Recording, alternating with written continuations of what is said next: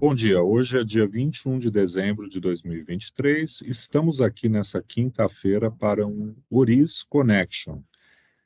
Comigo, Marcos Demarque, nosso economista-chefe, e também, né, como sempre no Connection, Felipe Monteiro, diretamente de Miami. Bom dia, Felipe, bom dia, Marcos. Bom dia, Carol.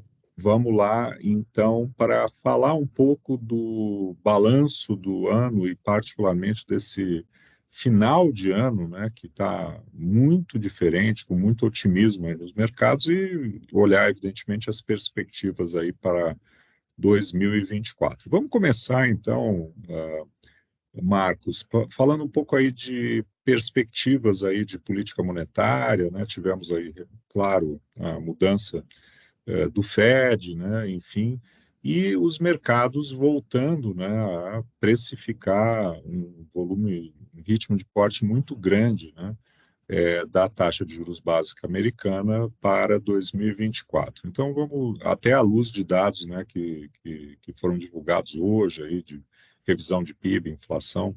Vamos falar então primeiro dessa parte aí da curva de juros e precificação de Fed. Bom dia. Então, Caval, até mesmo pegando o indicador que saiu, a questão de minutos, né, aqui nos Estados Unidos, né, que trouxe aí uma informação nova, né, que está ajudando a jogar mais combustível nesse rally aí de fim de ano que a gente está vendo nos ativos. Saiu uma revisão do PIB americano do terceiro TRI, já é a segunda revisão do número, né? Ou seja, normalmente é uma divulgação pouquíssimo relevante, né? Normalmente não tem muita importância, porque nesse momento não teria muito o que revisar, dado que é a segunda revisão, mas ali nos dados, né, trouxeram informações de uma inflação mais baixa no terceiro TRI. A gente já sabe que o terceiro TRI já está lá bem distante, né? Mas no final das contas mostrou que naquele momento, né, a inflação já estava rodando na meta, né, do Fed, 2%. O núcleo da inflação, em termos anualizados no trimestre, ficou em 2%, né, antes da revisão estava apontando alguma coisa perto de 2,3%. Então, obviamente, qualquer notícia que venha para o lado mais benigno de inflação, né, acaba sendo mais um motivo para o mercado surfar uma onda positiva. E nesse sentido, né, esse dado trouxe esse lado, mas, né, pegando o que saiu aí ontem, antes de ontem, e até mesmo agora cedo, além do dado da inflação, dado do PIB, né, que foi divulgado há pouco, dados que mostram o consumidor ainda muito confiante, né? Saiu a confiança do consumidor ontem com números bastante positivos. Agora há pouco também tivemos dados de pedidos semanais de seguro-desemprego muito baixo, né? Ou seja, embora a gente esteja vendo de fato um ritmo de contratações mais baixo na economia americana, as demissões estão em um patamar historicamente muito baixo, né? Então, no final das contas, quando a gente soma tudo, né, tenta achar aí, qual que é a linha que os dados têm mostrado, é uma inflação que aos poucos, né, vem convergindo para a meta, com uma atividade econômica que vem se mantendo num ritmo bastante consistente aí. Então, no final das contas, isso é uma massa crítica e positiva para os mercados, que daqui a pouco, né, o Felipe vai colocar um pouco da visão dele para a gente aqui. E nesse sentido, né, Caval, a precificação de juros para o ano que vem, né, se a gente olhar a curva futura de juros nos Estados Unidos, já está colocando aí 6 cortes ao longo do ano que vem, só lembrando que em qualquer ano, né, são 8 reuniões do Banco Central Americano, então o mercado já precifica que das 8 reuniões, em 6 teremos cortes de 25 pontos base, provavelmente começando em março, né? E esse dado que você citou, né, que a gente tem comentado aqui, reforçou essa tendência, tanto é que parece que tem já 80% de probabilidade embutido na curva de juros para um corte de 25 pontos base em março, né? Então, acho que isso está, obviamente, impactando de maneira muito, muito relevante os mercados lá fora, com reflexos, obviamente, tão importantes quanto aqui nos ativos nossos, né, em qualquer lugar do mundo, né? E acho que é isso que a gente queria entender um pouco do Felipe, né? O Felipe tem conversado bastante com a gente tem delineado as estratégias muito em cima dessa nova perspectiva aí de juros mais calmos no ano que vem, mas eu queria entender um pouco do Felipe, né? Como que você está vendo, né, esses últimos 30, 40, 50 dias de rally no mercado, de ativos valorizando, né? Diante da perspectiva, que ao meu ver aí, né, ao nosso ver, no final das contas, de que em vários momentos tem um certo exagero na precificação, né? O que esperar, se é possível colocar dessa maneira, pensando nas próximas semanas, se existe uma chance do mercado pensar um pouco melhor, se não está muito exagerado, o quanto que dessa andada, né, que a gente está vendo dos ativos tem muito a ver com a história do famoso rally de fim de ano dos ativos, né? E depois eu queria que você comentasse um pouquinho, né, também a ideia de que você em outros podcasts nossos comentou muito a linha de que os ativos deixaram de ficar correlacionados até certo momento do ano, né? Parece que esse jogo está mudando, né? A gente queria entender. Eu sei que fiz várias perguntas aqui, Felipe. Vai Não, tocando mas aí. Senão, você vai me lembrando. eu vou te lembrando aí, mas dá seu overview aí do que a gente tem visto aí de movimentação dos ativos. Tá bom. Bom, antes de mais nada, bom dia a todos.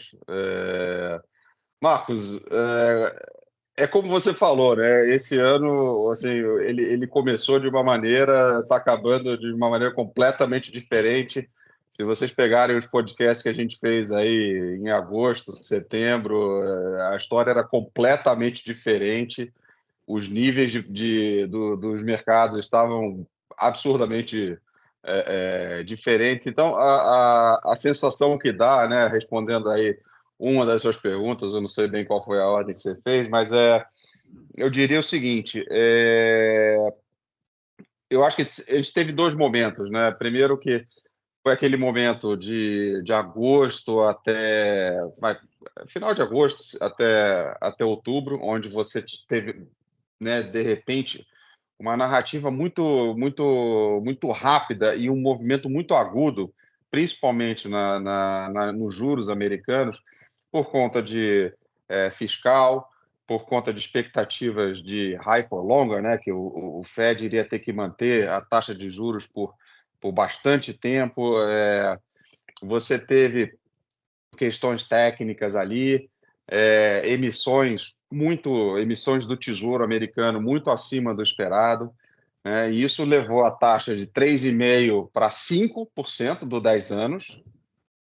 Aí, em novembro, em uma semana, isso daí praticamente foi tudo por água abaixo.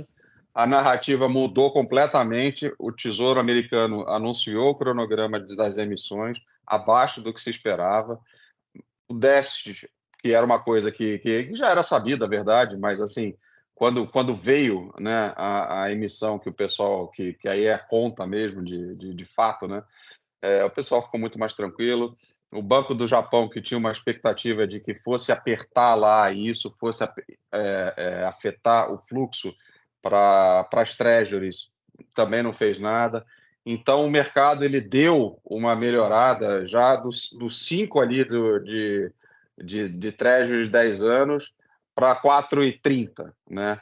E isso foi no mês de novembro, né? E é engraçado que no mês anterior, em outubro, quando bateu 5, tinha muita gente falando: nossa, poxa, isso daí pode bater 6, vai romper, né, o Jamie Dimon falou, né, com perspectivas horrorosas aí para os juros, tudo, e de repente todo mundo mudou muito rapidamente essa narrativa, deu uma tranquilizada no mercado, o mercado já saiu de 5 para 4,30, e na semana passada o Fed, surpreendentemente, o Powell,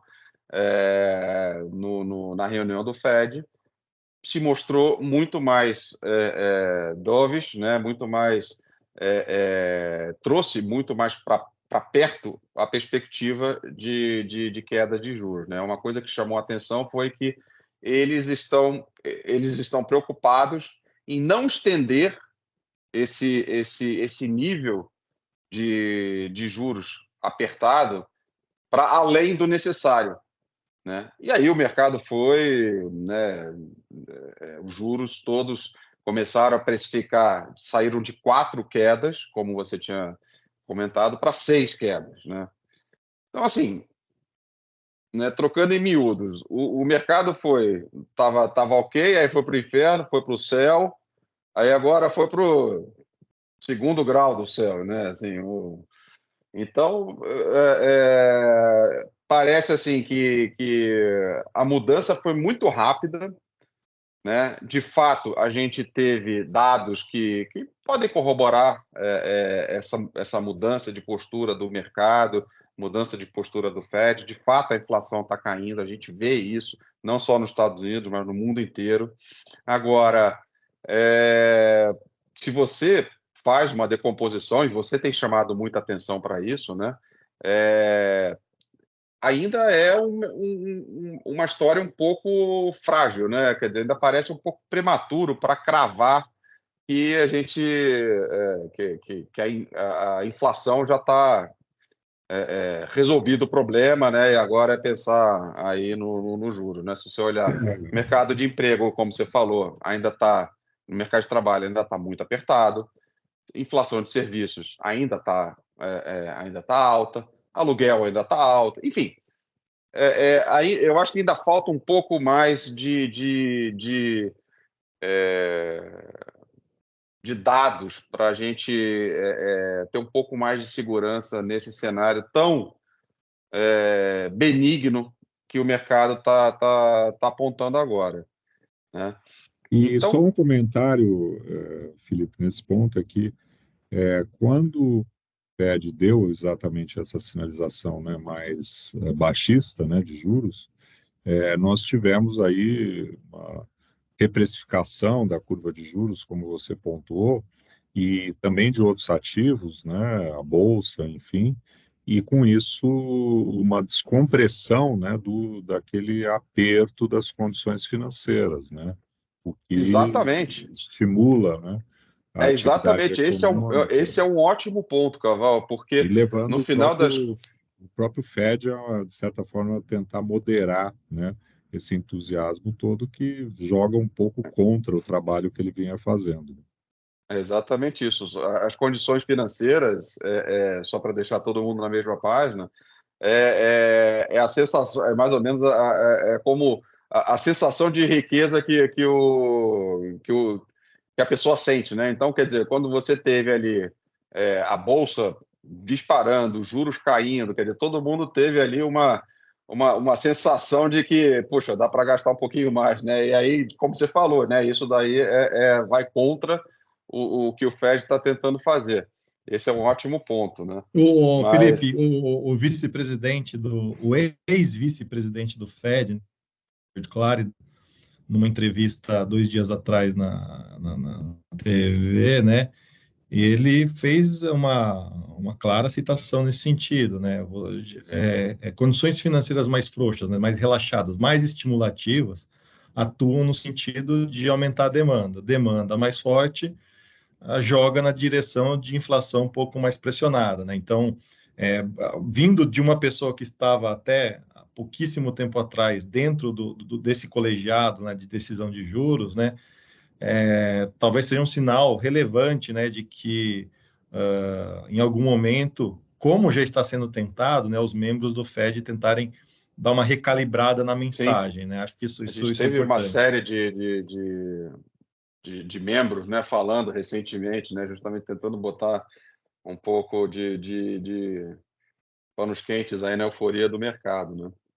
Agora, de qualquer forma, né, nós temos aí um cenário que se configura nesse final de ano mais benigno para os ativos de risco, enfim, em 2024, né? Há, claro, que talvez esse exagero nesse momento de precificar um número muito grande de cortes, né, ao longo do ano que vem, já a partir, né, de março, que parece um pouco cedo, mas há quem pense, né, de uma maneira até mais conservadora e mesmo assim precifique, né, o corte de juros mais para junho, julho, meados do ano, né, o que é um cenário econômico que seria muito diferente daquilo que a gente viveu em 2023, né, quando as expectativas, né, de política monetária, elas foram, né, sempre na direção de você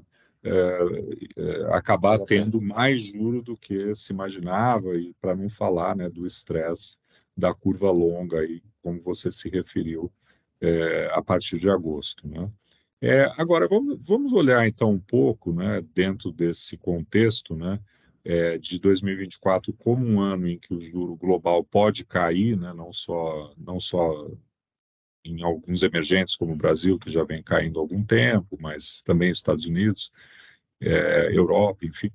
O que a gente pode vislumbrar em termos de comportamento da Bolsa Americana, em particular, né, que é um ativo que aqui no Brasil muita gente tem, gosta, enfim, e até pensando um pouco naqueles setores, né, que ao longo de 2023 não performaram bem, né, que teve aquela, você já falou muitas vezes, Felipe, daquela concentração em tech, enfim. Sim. O que nesse contexto a gente poderia vislumbrar para 2024?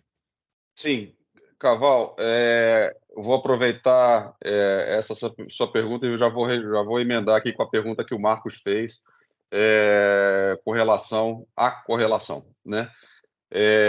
E aí, voltando um pouquinho, né? Desde a Covid, nos últimos quase aí 4, 5 anos, quando você teve, né? Você teve a Covid, todo mundo ficou em casa, as economias todas arrefeceram muito, os governos entraram fazendo o papel do setor privado, né? Injetando aí bastante dinheiro na economia, com muito estímulo fiscal e derrubando os juros. Né? Então, você teve essa queda de juros, mais esse estímulo fiscal, impulsionando muito a Bolsa. Né? Então, você teve uma performance extraordinária da Bolsa, subindo bastante, e a renda fixa indo na mesma direção. Né? A renda fixa caindo, provocando a alta da Bolsa. Então, quem tinha aquele portfólio equilibrado, né, que é o famoso 60-40 ou 40-60, dependendo da idade que você tem, aqui nos Estados Unidos, né, nesse momento, quando veio a Covid, a pessoa ganhou nas duas pontas, né? Ganhou na Bolsa, porque a Bolsa subiu para caramba, e ganhou na parte de renda fixa, porque os juros foi para zero, praticamente. Né? Depois veio a ressaca, a gente já conhece essa história, veio a inflação, todo mundo voltou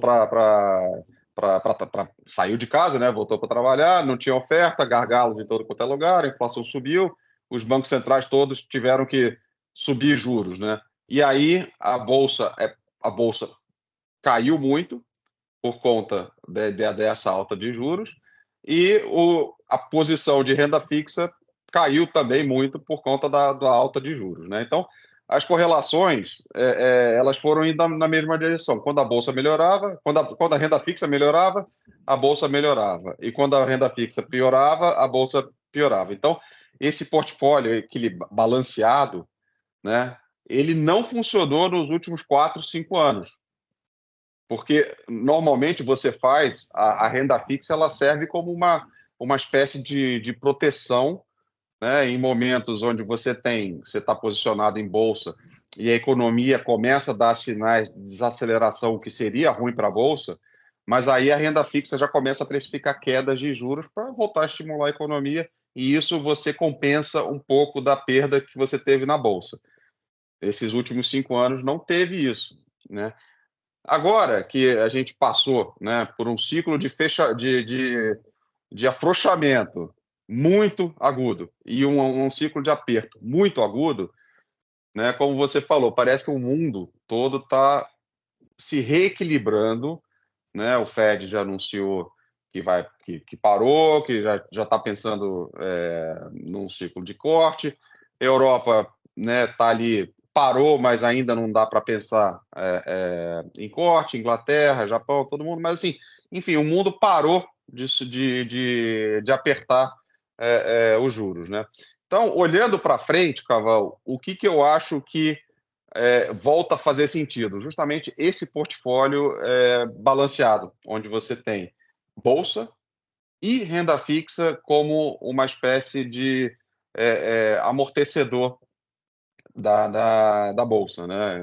Atuando aí como um seguro para caso a economia piore demais, né?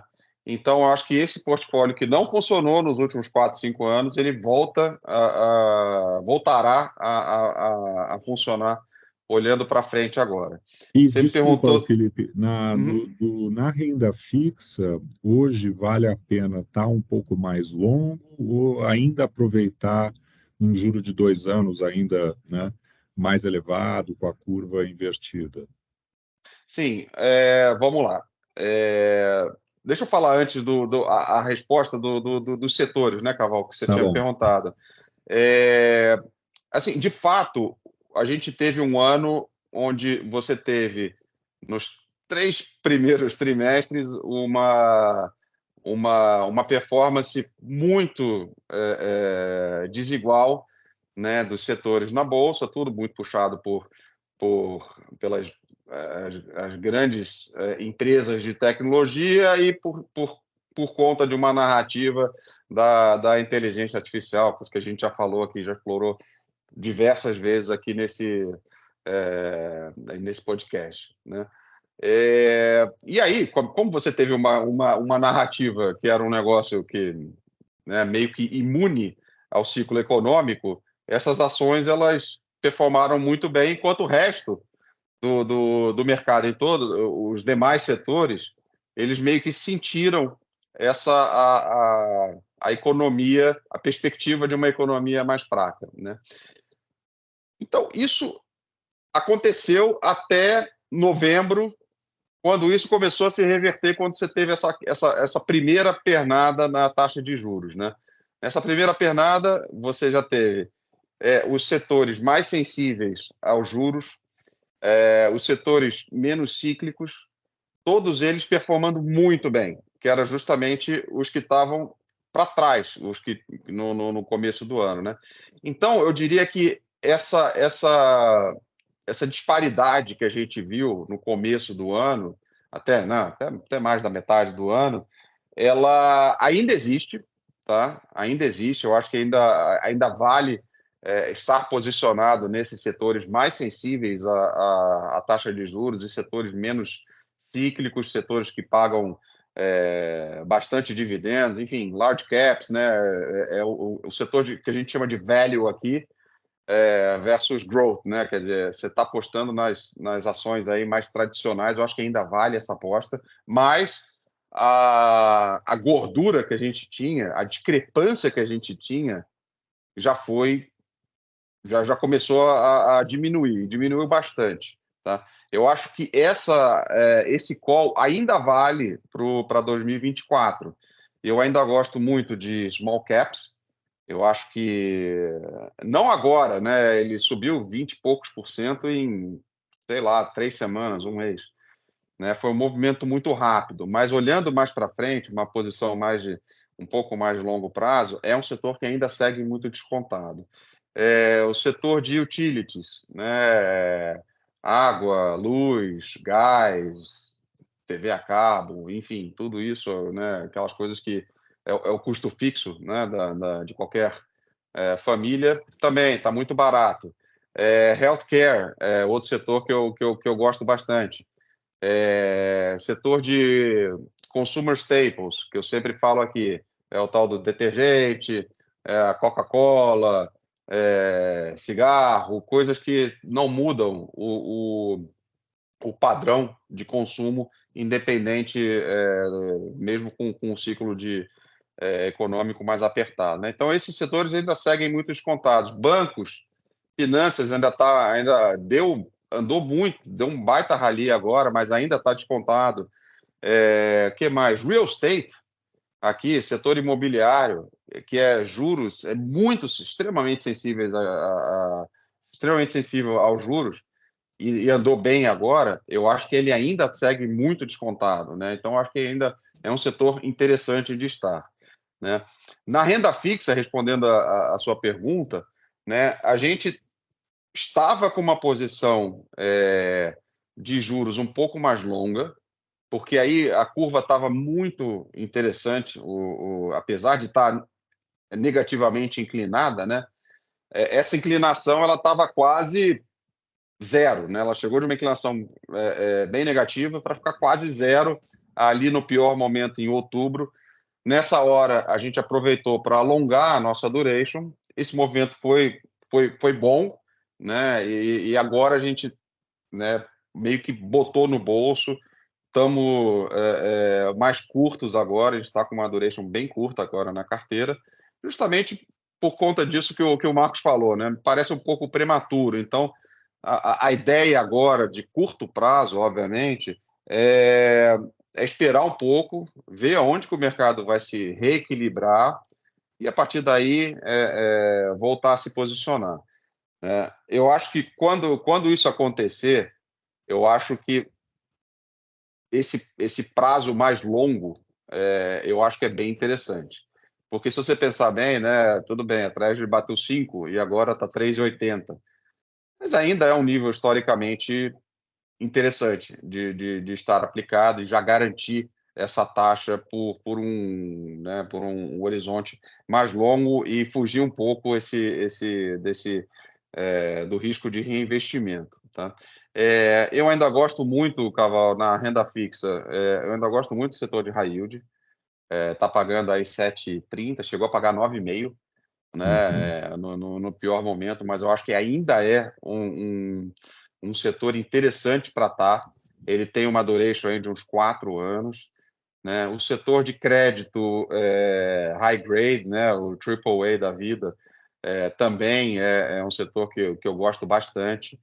Esse tem uma duration aí de uns 7 anos.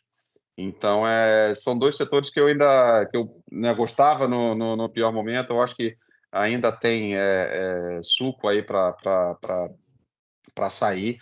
Eu acho que ainda vale a pena estar posicionado nesses dois setores, olhando aí mais para frente em 2024. A única ressalva que eu faria, e aí foi até uma conversa que eu tive com o Marcos ontem, com relação ao spread de crédito. Né? A gente sabe que o spread de crédito, principalmente o high yield, está nos níveis historicamente baixos. Né? Só que esse spread de crédito, quando você tinha taxas ali de 9%, 8 e pouco, né, ele por mais que fosse um componente importante, o mercado meio que negligenciava isso, porque era tanta taxa, era tanto rendimento, que estava valendo a pena, porque o nominal era muito alto, né? Então, agora, se você de fato entrar no ano que vem com essa perspectiva desse ciclo de cortes agressivos, né, que é o que o mercado está achando que vai ter, e essa taxa de juros tanto do high yield quanto do high grade começar a cair muito, a parcela do spread de crédito se torna muito relevante. E aí a gente está no nível baixo para isso, historicamente baixo para isso.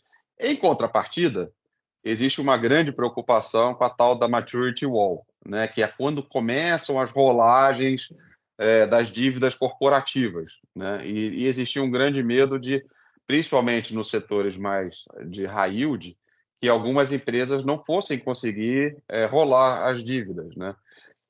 Agora, com os juros caindo, isso daí talvez facilite um pouco. Então, assim, é um setor que eu gosto muito, eu vou continuar a aplicar, a gente vai continuar recomendando aqui na Auris, mas eu acho que tem que olhar esses dois fatores, né? Spread de crédito, que vai se tornar um componente mais relevante com a taxa de juros mais baixa, e a janela de rolagem das dívidas.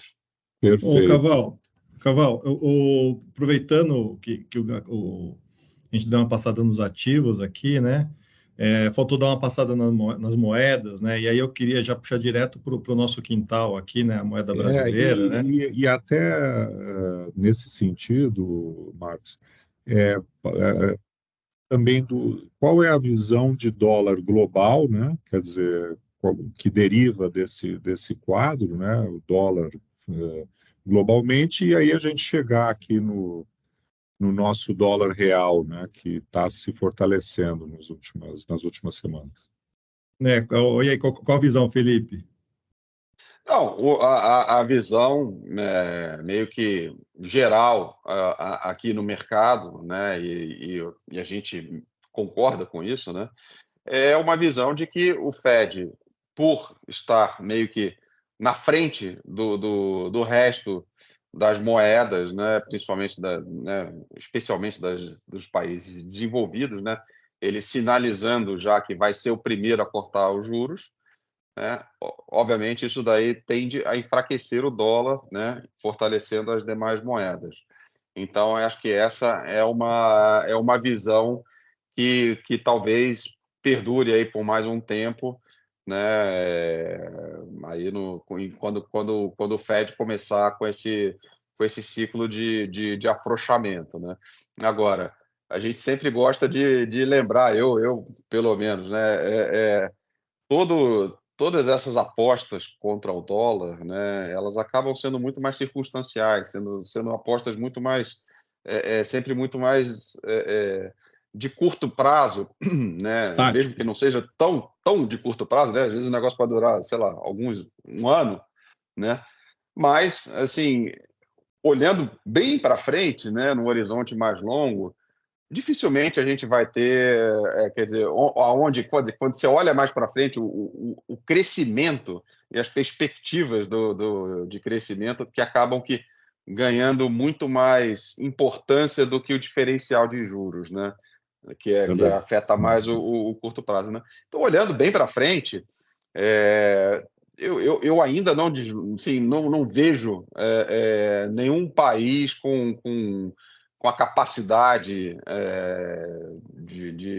de crescimento dos Estados Unidos. Então, assim, voltando aqui, né, fazendo uma conclusão, eu diria que a gente pode ter um movimento de dólar mais fraco, sim, quando o Fed começar aí a cortar os juros, mas no longo prazo isso não deve ser sustentável. Caval, eu queria ouvir de você, especial, sobre o assunto, pensando mais no real, da perspectiva do fluxo, né, que a gente tem aqui analisado, não só esse ano, né, mas ao longo dos últimos anos, né, a questão da sazonalidade, né, que dependendo de como a gente abrir o ano de 2024, pode ter uma vertente favorável para o real, né, Caval? Nós temos visto, né, ao longo desse ano, acho que já até também no ano passado, né, quando o fator preço, né, de commodities foi muito favorável, né, por conta, né, de questões da geopolítica. Ao longo desse ano, o superávit comercial, já comentamos muito isso, a redução do déficit externo, né, brasileiro, se traduzindo num fluxo muito exuberante, né? Esse ano nós estamos aí com o superávit até o dia 8 de dezembro, no mercado de câmbio contratado, né, o mercado spot, de 24 bilhões de dólares. E o fato é que, normalmente, dezembro é um mês de muitas saídas financeiras, né, tem a ver com ajustes de balanços, remessa de empresas, enfim. Tradicionalmente é um mês de déficit muito elevado. Nós vamos, inclusive, ter uma divulgação hoje, né, com relação aos dados aí já da primeira quinzena, né, do mês de dezembro. E está sendo diferente em 2023, é que não houve até aqui, e tudo indica que não haverá, né, leilões do Banco Central para disponibilizar as chamadas linhas, né, de dólar spot, que são empréstimos, né, que normalmente ocorrem, né, no final do ano, quando há essa demanda, vamos dizer, mais concentrada de dólar spot para remessas, né, financeiras para o exterior, e virando o ano, né, também muito normal que houvesse o vencimento dessas linhas e a restituição dos dólares, né, portanto, um socorro, de certa forma, ao mercado com liquidez em dólar, pontualmente feito aí nas viradas de ano. E isso não ocorreu até aqui em 2023, por conta, né, tudo indica dessa abundância, né, de fluxo vinda do lado comercial, né? Não temos tido também nesse ano um superávit vultoso no câmbio financeiro, mas o comercial tem sido, de fato, né, muito forte, muito positivo. Então, isso eu acho que é importante nesse contexto, né, porque estamos também falando, né, aqui de possibilidade de corte de juros ao longo do ano que vem, né, algo que favoreceria, né, o apetite de risco e moedas emergentes de uma maneira geral. Agora, também, né, Marcos, estamos olhando isso num contexto, né, favorável para 2024 do mundo nas nossas exportações, né? Acho que é um ponto que você tem, né, se dedicado bastante, eventualmente não, né, na mesma magnitude em função do agronegócio, mas continuando aí a ter um desempenho favorável, né, na parte de petróleo, de minérios, né, e um ambiente, né, de redução de juros também tenderia a favorecer, né, os preços de commodities, né? É,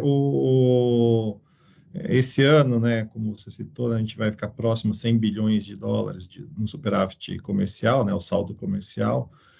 Provavelmente não teremos, né, uma magnitude igual ao ano que vem, né? Estamos pensando em alguma coisa mais na casa dos 80 bi, por conta de uma safra, né, que acho que esse é o detalhe, talvez, que seja interessante aqui, é uma safra que talvez seja menor, né, provavelmente seja menor, questão do plantio da soja, ficou um pouco por conta da falta de chuvas em certas regiões, calor muito intenso, no sul do país, né, que voltou a chover, choveu demais, né, também não é bom para o plantio.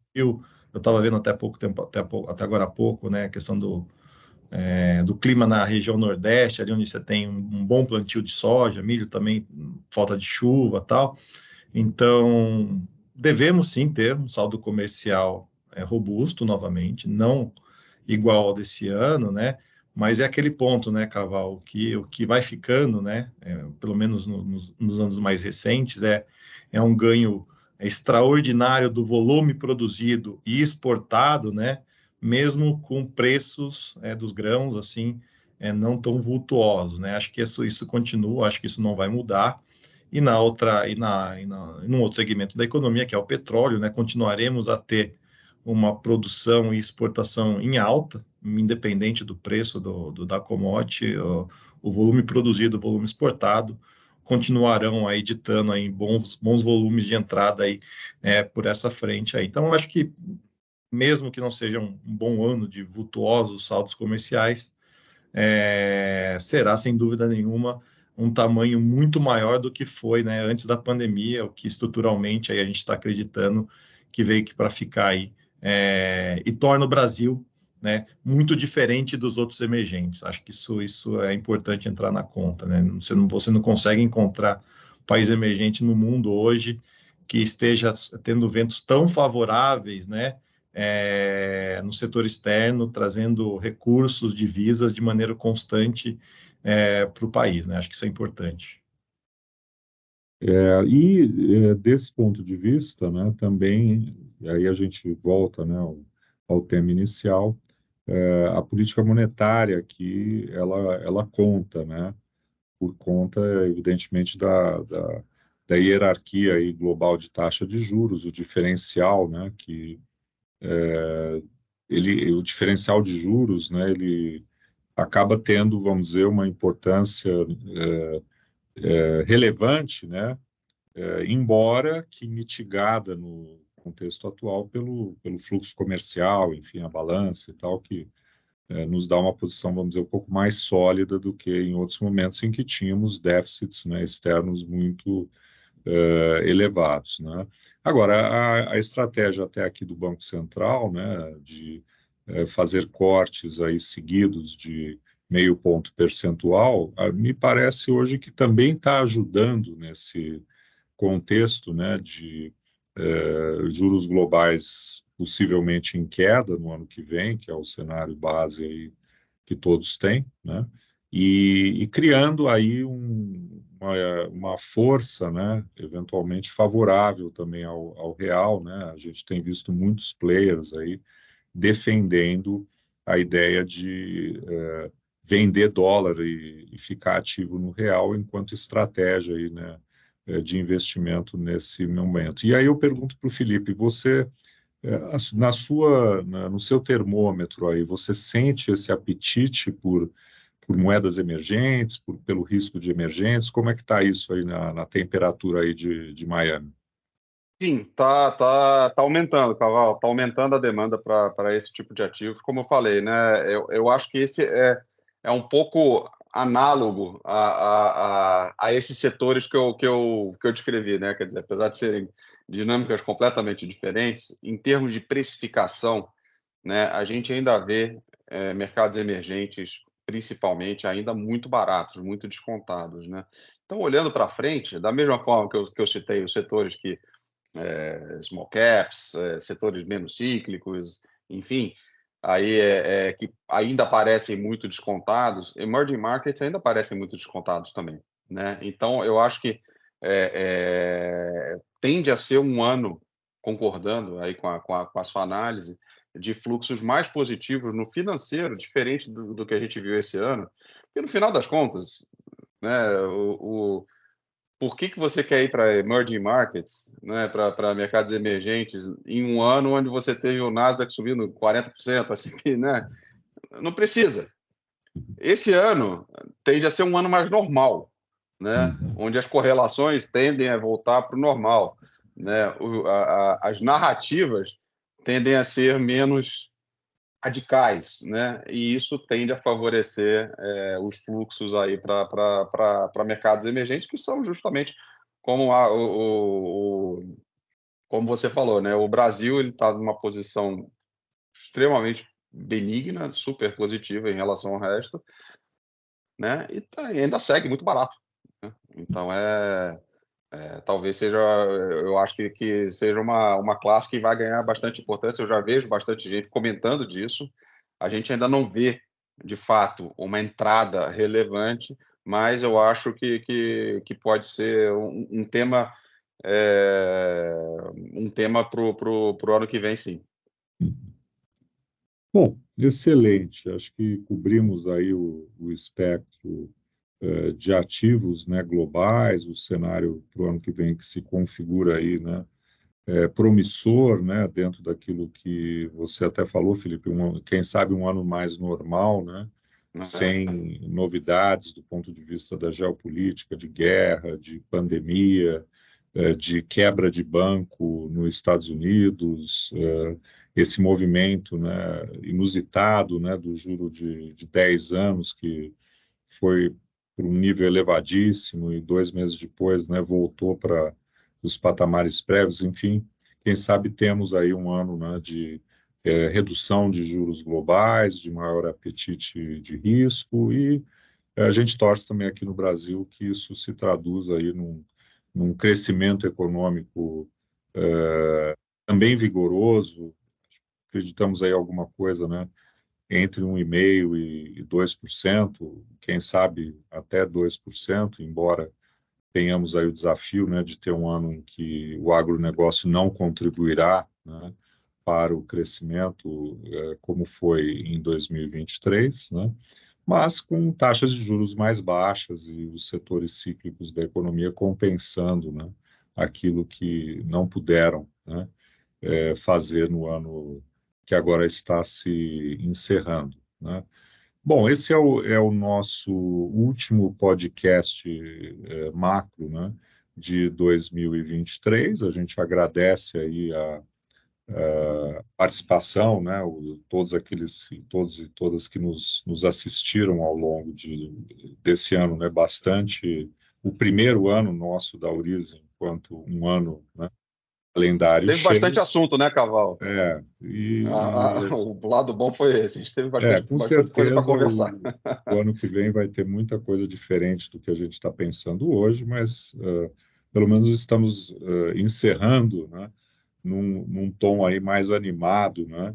Nesse rally de fim de ano que a gente espera aí que continue aí no início de 2024. Então, um abraço aí para todos e ficamos por aqui, nos falamos aí no ano que vem. Um abraço a todos e um ótimo Tchau. 2024. Até Boas mais. festas para todos. Tchau, tchau.